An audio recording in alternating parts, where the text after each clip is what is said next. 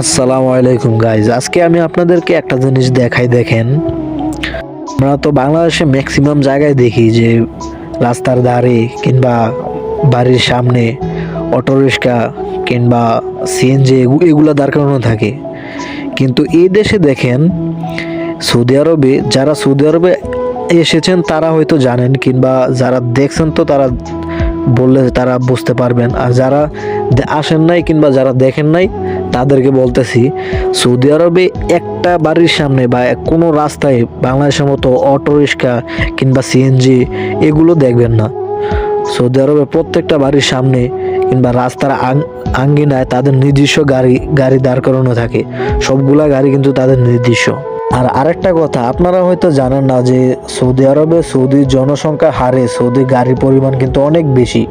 আর এমনিতে দেখেন প্রতিটা বাড়ির সামনে কিংবা রাস্তার আঙ্গিনায় কত নামি দামি গাড়ি।